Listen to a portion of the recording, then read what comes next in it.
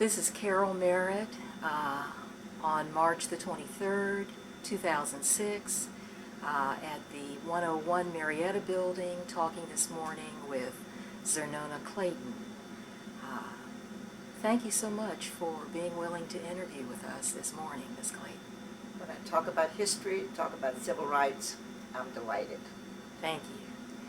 I was very interested in your background, coming out of Oklahoma, and the special things about your background that made you who you are. I was interested, for example, in knowing a little bit more about your parents, who they are, the church and the neighborhood that you came out of.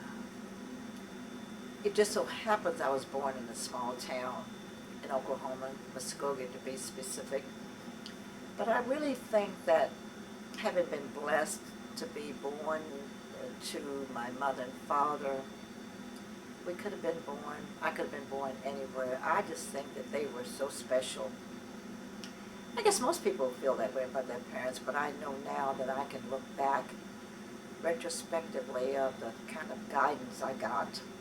I'm sure that whatever has happened to me were the results of those wonderful parents. For instance, my mother, who I consider the violent member of the family, mother gave us those physical disciplines. My father gave us more of, I guess, philosophical things. He gave everything in the form of a lecture. And we used to say, as painful as those little whippings were, that we'd rather have those than Daddy's lectures. But now, as I'm older, I remember now the stings have worn off from those little switchings that Mother gave us. But my father's lessons are still with me several years later. Who was your father? What was his My name? father was a minister, a Baptist minister, pastor in a church in Muskogee. Well-respected member of the community, to the point that I think that that's how we were able to be buffered from what was a segregated society. We, because of his respect, or the respect that people had for him, the mayor came in and out of our house regularly. The city officials came in and out regularly. The judges came in and out regularly. And what they were doing is getting my dad's opinions on things. For example, when a young boy was brought to jail, they'd come and ask Daddy, what do you think we should do? What are his parents like? And Dad would give him an opinion like, this guy's been in trouble many times, or he needs a real lesson, or I'll see to it that his mother will see to it that you won't see him again. You know, given that kind of, I guess, advice on the treatment and the penalties for something that would happen normally in the courts. But I think because things were kind of touchy in the community, they want to be sure they didn't make mistakes with, like, imprisoning the wrong family or whatever. That's my supposition about what happened. But nevertheless, they came in and out of our house. As a matter of fact, I remember when my father died, they closed the courts for 2 hours. What was your father's name? James Brewster, Reverend James Brewster. And they closed the courthouse and City Hall for 2 hours during his funeral moments. And because we saw white people all the time, we grew up not fearing white people. I think that happens a lot to black families where you know you've been segregated against and have discrimination all a part of you. You learn to fear white people. Well, we didn't. And I think that was why. That coupled with what I think is another reason. My father always taught us that nobody's better than we were. And I think he knew we were going to have folk who call us dirty names and try to diminish us as people.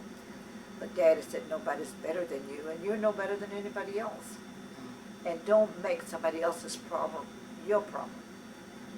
When you're called a dirty name or put in a racially described category, if that's not you, then don't make that you.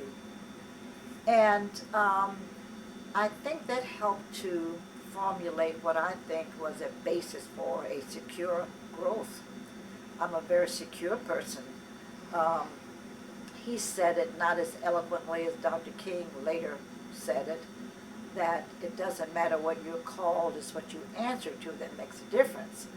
I think my father was telling us that you'll be called some very ugly things. He knew it, although he really never talked about, I don't know why he never talked about color as such, black and white. He just talked about the society in which we lived. He used to say to us that you'll, as you grow up and develop, you'll probably face some very limiting and some restrictive environmental conditions. And he said, and you may be restricted, what he really said was, you may be restricted in your mobility, but don't ever be restricted in your ability. And that was very powerful because as we faced discrimination and segregated situations, it didn't diminish me. It never said to me, I can't be, I can't do, I don't measure up. I never had those things enter in my thinking. So I never felt like I was, less than. Now I knew that that was happening in our society, that because of superiority of white thinking, that it was kind of like the mood of your environment, that you're less than, because you're treated like that. But I never felt like I was. I knew that the conditions of prejudice and bigotry would limit you. But I've never felt insecure nor inferior. I felt restricted but not inferior. Well, so what was it like growing up in Muskogee? Oh, happy, happy, happy. I had the most happiest lifestyle that was kind of brought to us in terms of environment in the house. We had the kind of house that people came to. Our friends came to our house. We didn't go to their house. They came to our house. There was always joviality. My mother was always cooking, so you always smelled food. At Christmas time, you got all the aromas of holidays.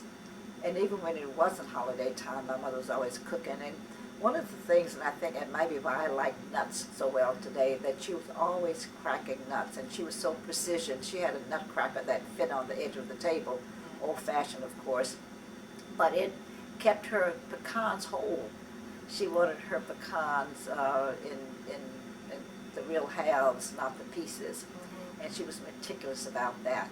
And so we saw her meticulous style, and I think today I'm kind of picky, and I think I've got that from her.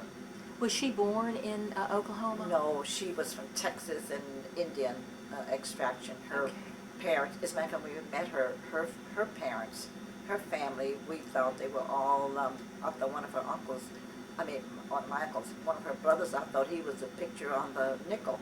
He was being of Indian extraction. What was her name? Lily Elliott, that was her maiden name.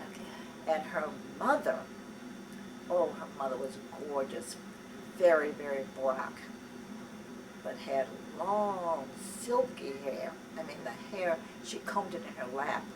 She was mysterious. We were kind of afraid of her. She lived in Texas. We went to visit her, and she sat kind of almost in a darkened room all the time. And we thought she was kind of mysterious, but we learned later that some of the Indian traits were to be cautious. Don't go embrace it right away. First find out who this is, and then if you want to embrace. My mother was like that personality. She didn't take people on immediately as my father did. My father was very gregarious, and the arguments we saw them have, which were very many, was always the same one about, why are you bringing these people? He always brought everybody home. And my mother would fuss like, why did you bring another guest home for dinner? And so I guess she wanted to know who it is first. My dad just would meet them and bring them. So they were the antithesis of each other in that sense. But my mother's family was basically Indian. And so she was... Was that Cherokee? Cherokee. She was very cautious, very slow to respond. My father was just the opposite. But once she took you on as a friend and you were okay, past whatever was her level of inspection, Mhm. I mean, she overdid. I mean, she just, the friends that she liked, she really, really liked them. And I'm kind of like that. The people I like, I really, really like them. Mhm. But I have a little of my father's gregarious personality, but underneath I'm really not as gregarious as I'm here. I'm more cautious underneath as my mother was. So I have a little of the both of them, I think. But my father was always lecturing, always telling stories. He was always the storyteller. And both my mother's adult friends and our childhood friends, all loved to come around our house to hear Daddy tell his stories, and we had food all the time. Do you recall any of his stories? Not really, Okay. except that we just loved to have Daddy home, and he wasn't home a lot. Uh-huh. He was busy. He was, as I said, active in the community, active with his church, and he was What was the name of the church? Mount Zion Baptist Church was the name of the church he pastored, but he was what they call a moderator of a district. That's a man, a minister who has jurisdiction over several churches in the area. Okay. Kind of like, I think, the bishop in the Methodist Church, I think, something Mhm. similar to that, where you have a say-so in the activities of the churches in your area, so which makes he travel a lot. Mhm. But we always loved to see him come home. And so even when my sister and I went to college, I'm a twin, so I talk in plurals if you notice. I always say we. When we went to college, we always wanted Daddy's approval for everything. He was so embracing and so encouraging. I mean, we bring an A home, and I always strive for the A in school. And Mother would say, just like matter of fact, no, that's fine. But my dad would, oh my gosh, you got an A, and you're going to be in a play. Whatever we did, he just seemed to just, you know, I guess endorse it and Mhm. encourage you. So, so we'd like to hear that. Mhm. Mother was more solidly factual, like, okay, that's fine. Mhm. But Daddy always added another layer of excitement to it. So when we were in college, we used to call home, and Mother often would be the one who was there and answer the phone, and we'd say, "Hi, Mother, is Daddy there?" When you ask how she is. But mothers understand, so she knew that,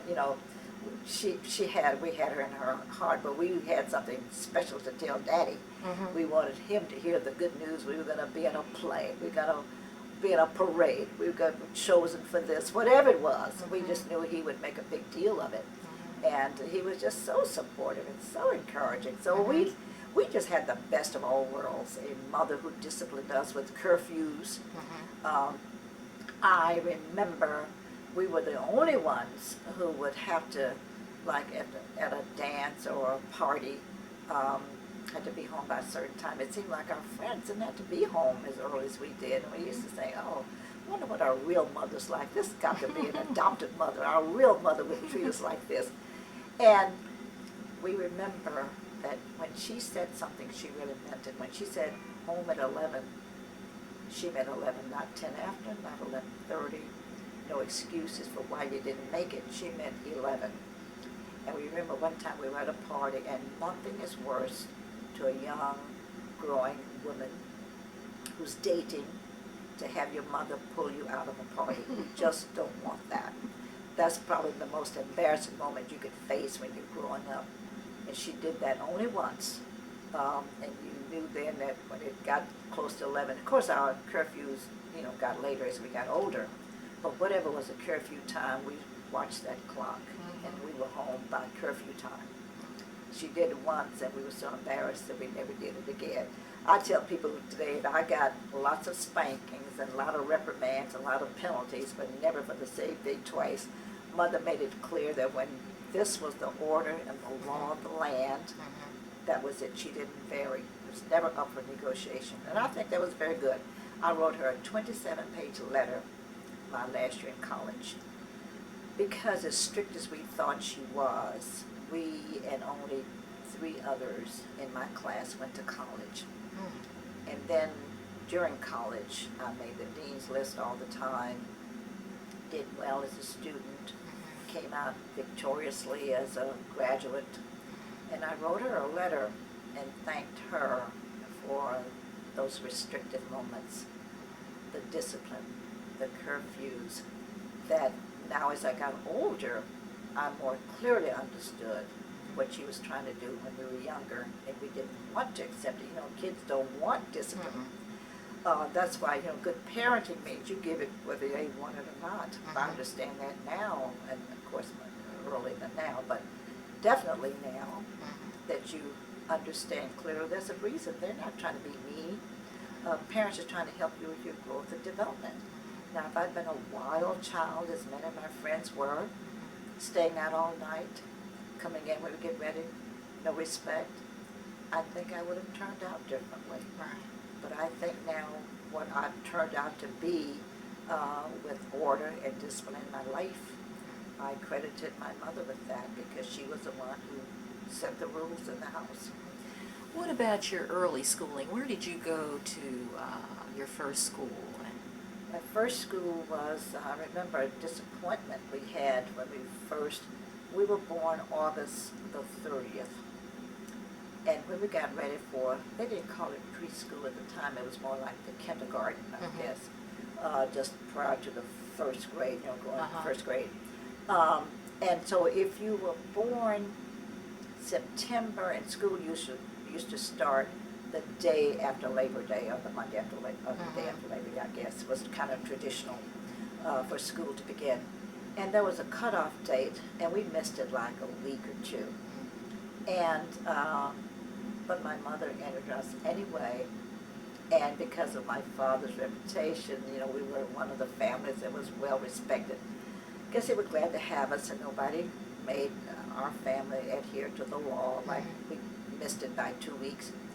But our neighbor had a daughter who missed it also, and they didn't let her enroll. And then she went and told the school system that they were being unfair and made them pull us out. Oh, okay. And What was the name of the school, do you recall? Dunbar Elementary. After Paul Lawrence Dunbar? Yes. Okay. And so then we did go to a school, which I guess turned out to be what's today known as preschool. They didn't call it nursery as such, but we had a lady. And do you know Mrs. Powell was the teacher? She just died, just when I say recently, just a few years ago.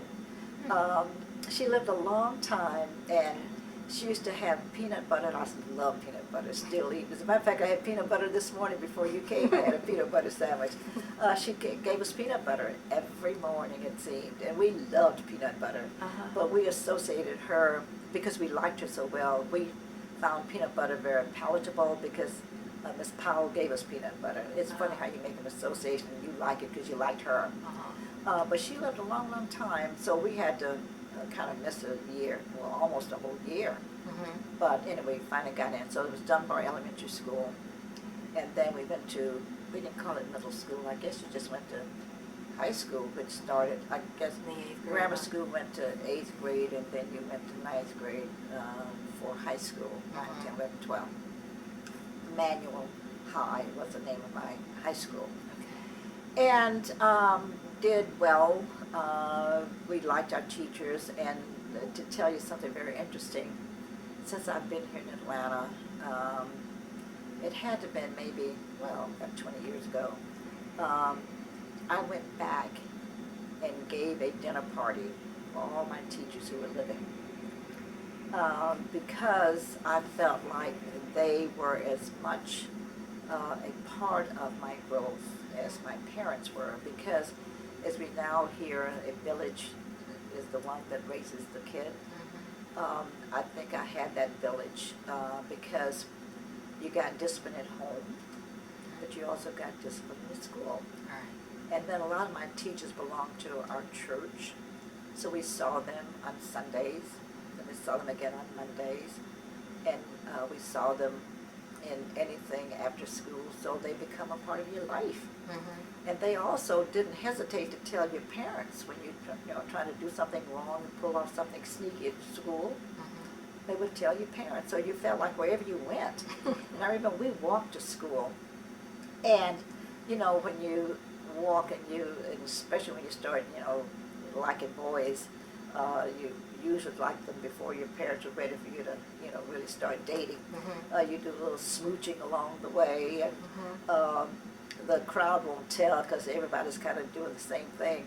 Well, you start smooching on the street. By the time you got home, one of those neighbors saw you, and they would tell your parents. So everywhere you went, someone had an eye on you. So while that was not convenient then, it's kind of all right now because you had somebody caring about you, not just tattling, but caring about you. And I think that's a wonderful feeling that whatever keeps you straight. I grew up as a straight lace, and I think it served me well.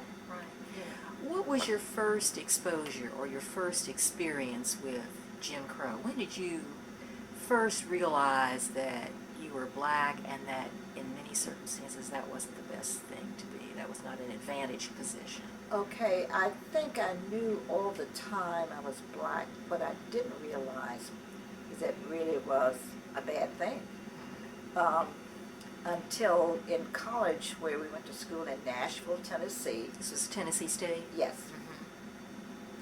One night, late after an event, everybody wanted to go out and get, something to eat. The only thing that stayed open late at night was Crystal hamburgers. And my sister and I were with, our boyfriends and our girlfriends, the three of us, the three girls and our three boyfriends were together. And we all wanted Crystal hamburgers. Well, the guys went in to get the hamburgers, and the guy chased them out with a butcher knife. Well, it didn't happen to me personally. I wasn't the one with this butcher knife, but it happened to my party, so I felt like, oh golly, isn't that awful? I don't eat Crystal to this day. I cannot eat a Crystal hamburger to this very day. But that wasn't enough to let me know it. It wasn't until I was grown, I mean really, really grown. I was married in 1957, but this must have been in early part of 57. Well, I got married late 50. I got married in August 57. So my father-in-law died, had to be 58, 59. I can't remember really. But that was a long time. I mean, I was grown. I was born in 30, so you see that I'd had to be at least, 37, 38, 27, 28, whatever. But almost 30 years old, if not 30. When my father-in-law, who lived in Louisville, Kentucky, passed away, my husband and I went down from Chicago to visit him because he got sick a week before he died. So we went down there, not prepared to stay. We just went down there to see him. And he died while we were there, which means I didn't have proper clothing for a funeral and to stay. And I decided to go downtown to buy some clothes. We only knew the store Stewart's because that's a store that we always got gifts from, and I did. My husband's from Louisville, so he knew, but I knew the name Stewart's, a very fine store. My father-in-law was well respected. He was the first black elected official in, I think, the state, but definitely in the city, Louisville, Kentucky. He was an alderman, which is comparable to our city council. And his name? Eugene Clayton was his name. Well respected. My husband's family was well respected. She was a big church and a club woman in the community, well respected. She had died before now, before this. Her husband was the remaining parent, well respected. So I went down to buy a hat. Well, I don't wear hats because I've had this hairstyle so long. Hats don't really go with me, but I didn't think you should go to a funeral without a hat. So I went down to what was the hat bar, which is on the street floor of the store. Those are the less expensive hats. I wasn't interested in buying an expensive hat because I was probably going to wear it once. But at this bar, they call it the hat bar, I was trying to see which hat I wanted, and I pointed to the hat. Well, there were a lot of women there, and the salespeople kept looking over me and said to the next lady, which hat did you want? And this all behind her, and she reached behind me, asking this lady, which hat do you want? And all around, and then it's becoming clear now she's bypassing me. And I asked, Miss, could I see that hat, please? And she said, you know better. And I said, what do you mean? And she said, and I was startled, and then finally I was naive at the moment. And finally she said, you know you can't try on hats here. And you know it, so get out of here. Well, I was so annoyed. And then I realized, oh, it's because I'm black. So I said, I'm not going to take this. I went upstairs to the manager's office. I asked where the executive offices were. I went up there and complained. And my father-in-law's picture was a big picture on the newspaper that day announcing his death. And I said to them, I came to this store because my father-in-law shopped at the best store. Being a stranger here, I thought this was it. That's why I came. And then I went on to tell him my story, that I was turned away downstairs. I came here as a customer, not as a troublemaker. And so I'm just incensed over this. And then he went on to tell me, well, you know, there was a segregated policy here, that black people shopped at this store, but they had not been trying on hats. And I said, and you let a man like this think that this is a great city, and I'm active in my community, and you're going to allow this? And it seems like maybe people of goodwill, like you seem to be, would want to change the system. And he said, well, I tell you what, let's go out on the floor, and we'll let you try on the hat of your choice. Well, this is now the salon, the better hats, the more expensive hats. And I said to myself, well, I hadn't had that, but since he was trying to be kind, I'll then just try on several hats. Well, what happened is, they had a black elevator operator, which was also the practice in the stores in the South. The black elevator, as she opened the door, saw me sitting there trying on hats. I was with the manager of the store and the manager of the salon. I tried on several hats. I didn't find out till later, I'm fast forwarding now, that she couldn't even move this elevator. She was so stunned and surprised to see me trying on these hats. And I finally did buy one of the hats. I decided, well, what the heck, so I bought a hat. Went home to my father-in-law's house.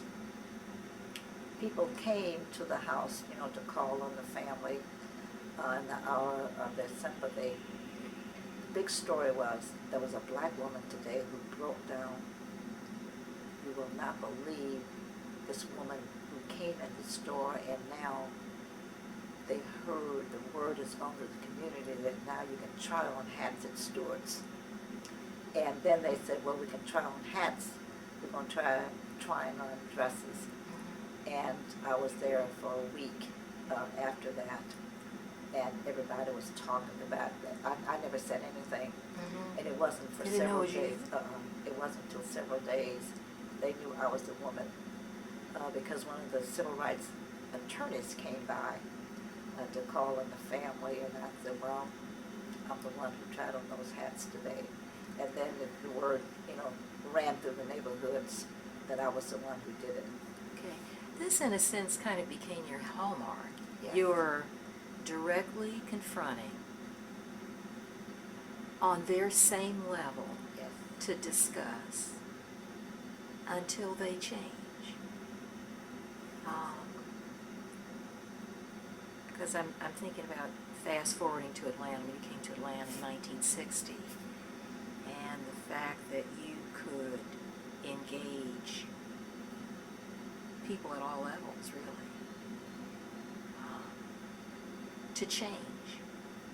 I'm even thinking about Calvin Craig. It's been my history, it seems. KKK. Can you share with us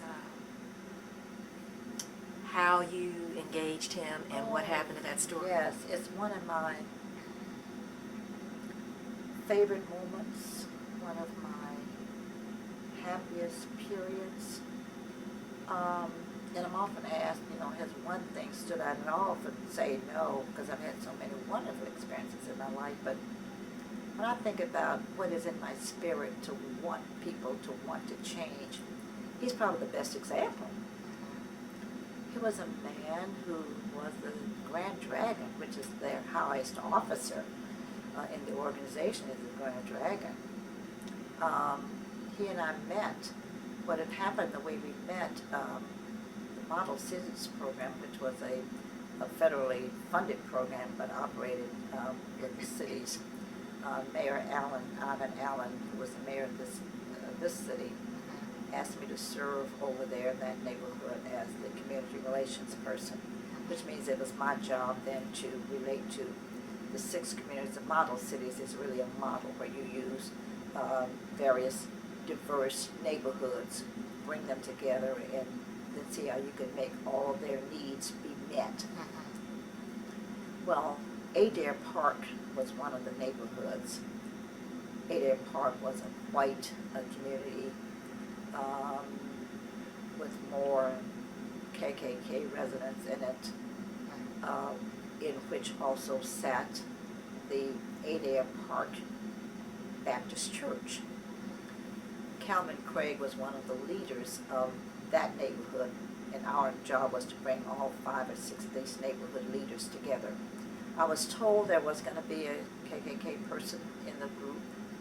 I didn't know who he was, so my first meeting with the neighborhood leaders were black and white people, and I didn't know who they were. I was meeting them all for the first time. At that time, I'd already been on television, so people knew who I was by my identity, but didn't know me intimately. So as I was introduced to my neighborhood groups, we just knew them as Mr. and Ms., whoever they might have been. But they came and shook hands, it's kind of like a receiving line, that I'm now the person who's going to relate to them. Well, everybody gave me a nice handshake, and some people, kind of affected by television, so some people kind of liked me, and although they were white, they liked me because I was on television, I think, because they said that, we never met a television person. Well, this man finally came through, and he gave me a few little fingertips, not a handshake. And I said, I wonder if this is he. Well, I learned later it was. But I noticed him in the group because he kept moving his chair as people would come in, you'd be obstructed in your view. He always wanted to be sure he saw my face, and he'd, move. And so I noticed him. It wasn't until the next day, he came to my office and he said, I'm Calvin Craig, and I met him by name, but he went on to tell me who he was by identity. Klux Klan, Grand Dragon. And I said, and he would just talk every day. He always called me Miss Clayton. I would say to the people, call me Xernona. He never did. Miss Clayton, almost kind of like a formal exchange we had. But every day he'd come in, and he came in to see me every single day. It was always something, like something he read in the paper. Or he'd ask me a silly question like, do you know how many black people own their homes in Mississippi? No, I don't. Do you know how many own their homes in Detroit? He'd name a city, let's say, but he's trying to show in the South in Mississippi. No, I don't. Well, let me tell you, he would say. He'd give a percentage of, a small percentage in Detroit, contrasted with the higher percentage in Mississippi. His point being, you see, black people do better in segregation than they do in this so-called liberal North. And he'd give all kinds of figures, as people always play havoc with numbers. He did that to me all the time. And I said, Mr. Craig, you're just trying to have numbers play for you. And I said, but is it true you are a member of your church in good standing? He said, oh yes, I'm chairman of the deacon board. And I said, well now, the Baptist church, how does that, what Bible do you all use? I said, I'm a Baptist. And so what Bible do you use in your Baptist church? Is this different from our Black Baptist church? And found out we had the same Bible, same teachings. I said, now in my Baptist church, the deacon board is second in command to the church, and the chairman of the board is really the second man. He has a high level of respect and authority in the church. Is that true in your church? He said, yes. And I said, how could you stand there before that congregation, looking them in the face from Christian to Christian, knowing in your heart that the Bible tells us that God created each of us in his own image. Underneath the skin, we're all the same. And treat your fellow man as you would yourself. Love thy neighbor as thyself. That's in the Bible. And how could you stand there knowing that in your heart you're not following the teachings of the book? And he would kind of stammer a little bit. Oh, well, oh, Miss Clayton. And kind of sloughed me off. Always on Fridays he would ask, what are you doing this weekend? And I'd say, give an example. I said, oh, I'm having a dinner party this weekend. And well, who's coming? And I'd name some people and said, oh, they're white. And I said, oh, yes, I have lots of good white friends. And he said, oh, Miss Clayton, I could never eat at your house. And I said, Mr. Craig, these people are coming to my home because I invited them. I've never invited you to my home. So you can't come unless I invite you. I said, but listen, before this program is over, I'll not only have you eating in my house, I'll have you eating out of my hands. And we just fell out laughing. It was just kind of like a metaphor kind of statement I made. In the meantime, a man called me on the phone and invited me to lunch. And I said, well, sir, I don't make a habit of going to lunch with people I don't know, but why do you need to meet me? Because he said, I must meet you. And I said, why? And he said, I'm compelled to meet you. And I said, well, you're really serious about this, but you got to tell me more. Why are you just so insistent in meeting me? He said, well, let me tell you, I've been knowing Calvin Craig for 27 years. I've never known him to say anything positive about a black person. And I just want to see you and see if you're really black. And we laughed, and I said, well, I am black, but I don't plan to go to lunch with you. Well, it turned out he was a very wealthy man in the community, but had a very dark past. And we became telephone friends, and I ended up, did go to lunch with him. And he said, you have just done something to Calvin Craig. I don't know what you've done. But he just is a changed individual. And I said, well, I'm glad to hear that. That's for the positive. And one day I saw an example of this. He left my office, as I told you, he often came. Well, he always came every day. He left my office one day. Our visit was over for the day, but he called me back like less than 45 minutes after he had left, sort of within the hour. And so, Miss Clayton, he said, I left your office and saw a man down the street eating out of the garbage can. And I backed up and asked him why he was eating out of the can. He said he was hungry. I put him in my car and took him over to Howard Johnson and fed him. And I said, and? And he said, I just wanted you to know it. I said, why? He said, well, I guess I've seen black folk eating out of garbage cans before, but I guess I'm beginning now to notice. Well, I decided to call Howard Johnson, which was right in the neighborhood, and sure enough, they said a white man came in with a black man, he fed him, and so forth. Well, I told Mr. Ralph McGill, who was my greatest friend, the story. They did an article on the Dragon Slayer, that I had kind of slayed the, no, that came later. He was talking about the fact that I had gotten this man to change. At least his behavior. We didn't know the real change was to come later. When one Saturday I had, well, he asked me again that Friday, what was I doing on the weekend? And I said, nothing special. He said, well, I got a surprise I want to share with you. And I said, fine. What is it? He said, well, I can't tell you. Something's going to happen, but I can't tell you. I said, well, then, why is it you want me to know if you can't tell me? And if you don't tell me, I won't know. So fortunately, he didn't tell me. So when I went out on Saturday, I really just went out shopping. And while people often notice me because of television and familiarity, somehow this day seemed a little more peculiarly noticeable to me that people were watching me and or noticed me or something. And it wasn't until I got home when I turned into my street I saw news cars and police cars and a lot of activity around my house, and I said, oh my gosh, I thought I was burglarized. But they were coming out to hear my side of the story, which was, I didn't know what had happened. The Grand Dragon, Mr. Craig, had called a press conference and announced he was coming out. Credit to the black woman who changed his negative attitudes, and I was that black woman. And of course they wanted to hear the rest of the story. Of course, I've been often asked, what did I think made the change? I will never know, because he didn't ever tell me I changed because of.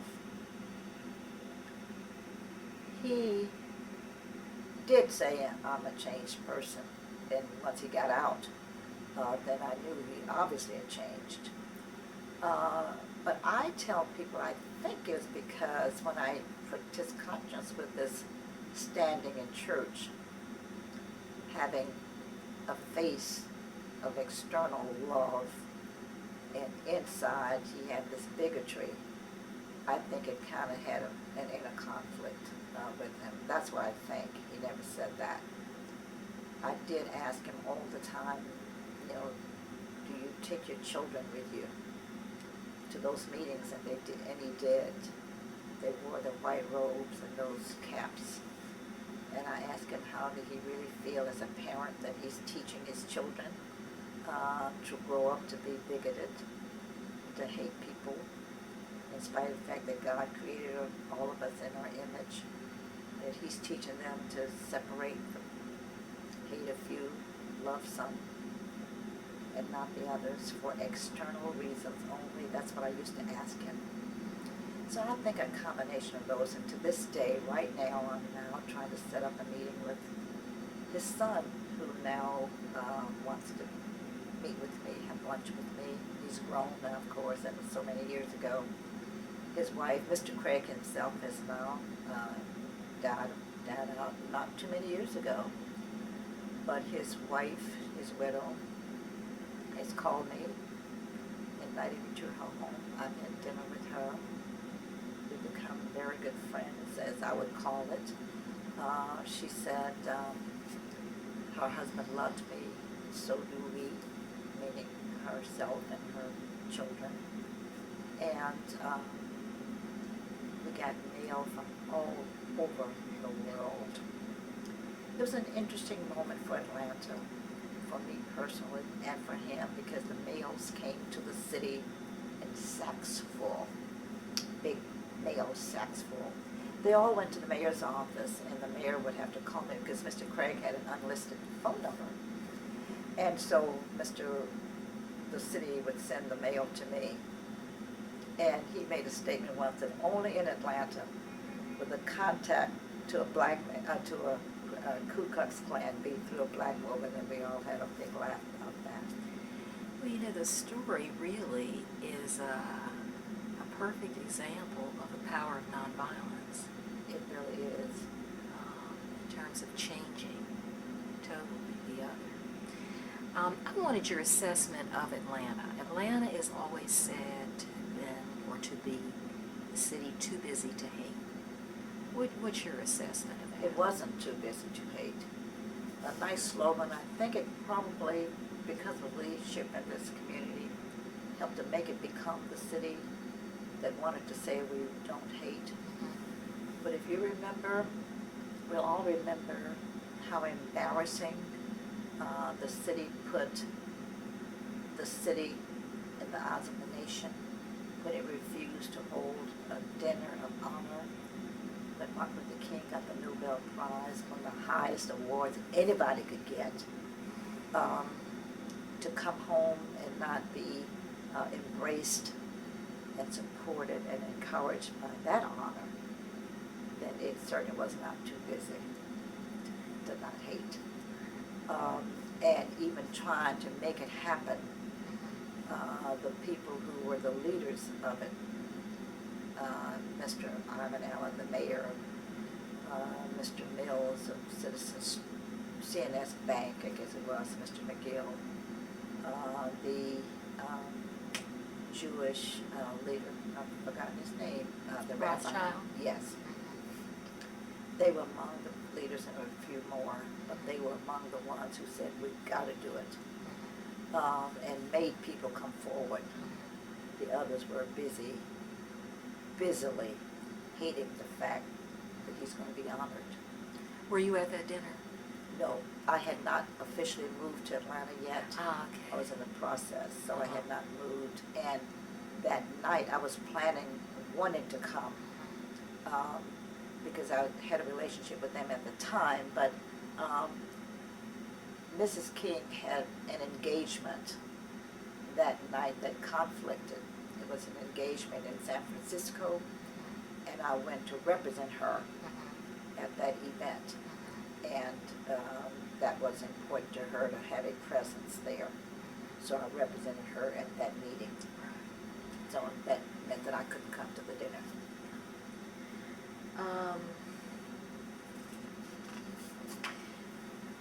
You also, I guess, had the privilege or the pain of having been with Martin Luther King.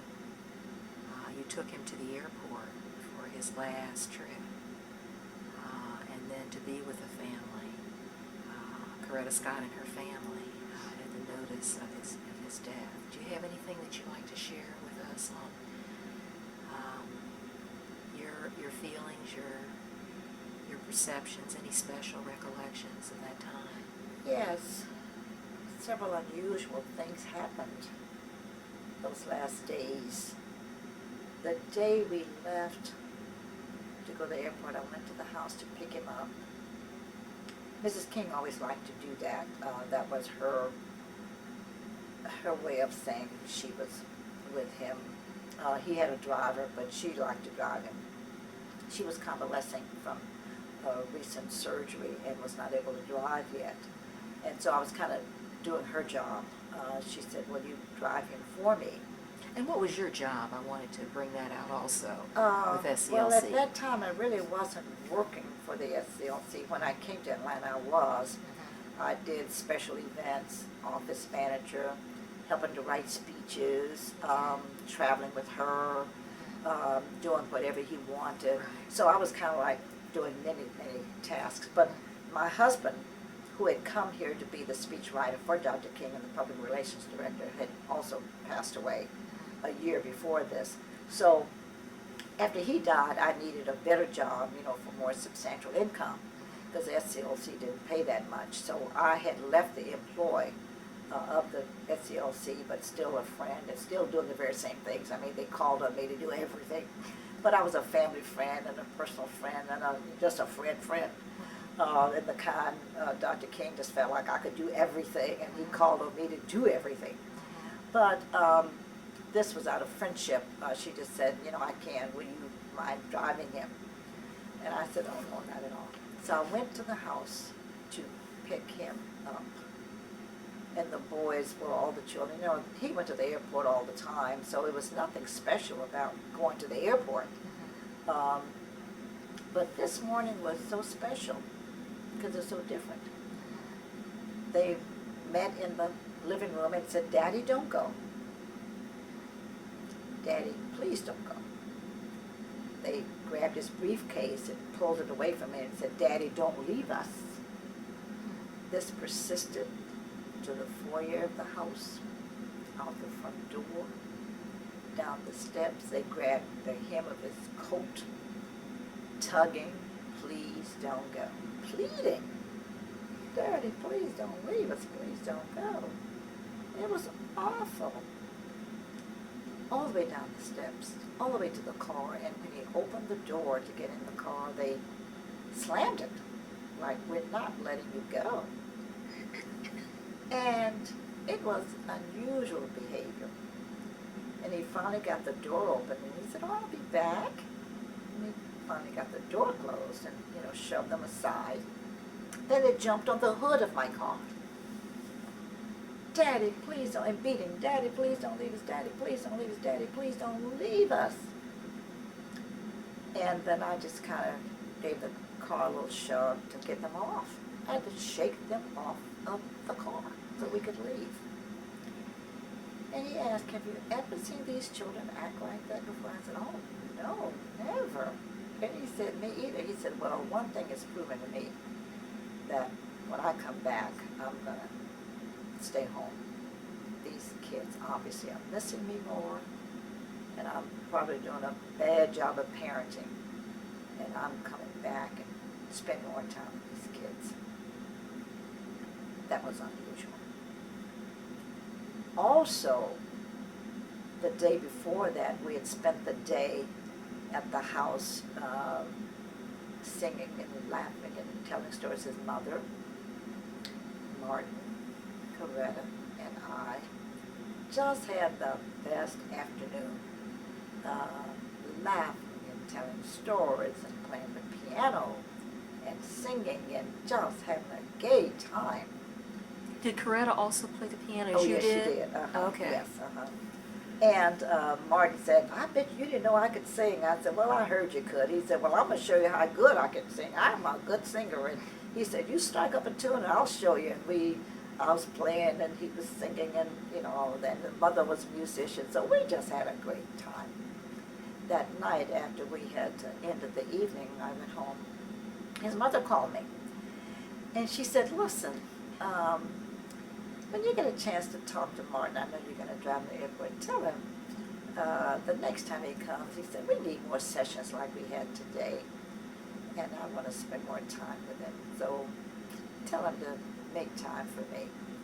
Now, as his mother, mothers always understand, and she understood he was busy. And, you put your mother last because she understands. But on the way to the airport, I said to him, your mother really wants to spend more time with you, and I promised her I'm going to see to it that you do it. And so when you come back, we're going to put that on your calendar as well. Not only spend time with the children, but we're going to put your mother on your calendar and make that an appointment so you'll spend time with just laughing and talking. And he laughed, and that was the end of that. Well, on that Thursday, April 4th, he called his mother, which he had never done before. He called and talked to her for 45 minutes on the telephone. And of course he was killed that same evening. When I went to the house that evening to join the family, Coretta was coming out of her driveway. She said she'd been trying to reach me. I was having dinner with somebody downtown, so I wasn't home. She couldn't reach me. And she said, she went on to tell me what had happened. She said, I'm on my way to Memphis and stay with the children. I get a chance to make arrangements and, see that the children are okay, because she knew, I had a very close relationship with the children as well. And so she wanted to know they were, although she had a housekeeper, somebody there, they just wanted the connection there to see that they were okay. And she said, also go over and see how Mama King and Daddy King are doing. And so I did. I ran over there. And the first thing she said to me was, your call is going to help me go through this. Haven't talked to him. I don't know that her call was the last call, but it certainly was one of his latter conversations. Because of the time frame, we don't know how many people he talked to, but hers was like 2:45 in the afternoon, and he was going to dinner at 7, so he didn't have a chance to speak to a whole lot of folk. And whoever he talked to, she was one of his last calls. And so she feels like she was on his mind. So he left this world with her on his mind. And so there was a connection. So with his leaving, she had a chance to talk to him before he left. And so she says to me that you will be responsible for my coping with my pain and my suffering. And I think it helped her a lot. That initial pain, of course, you have trouble with that. But, I hear people so often say, well, this helped me. This helped me. this helped me.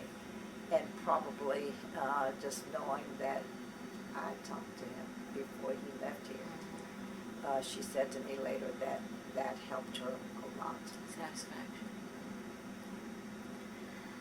Okay, so what do you think now of his legacy? So many years later, and his widow has died, and the King Center is being challenged to survive, really. What of his legacy? Where are we?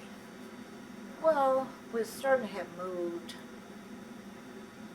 progressively since Dr. King has left us.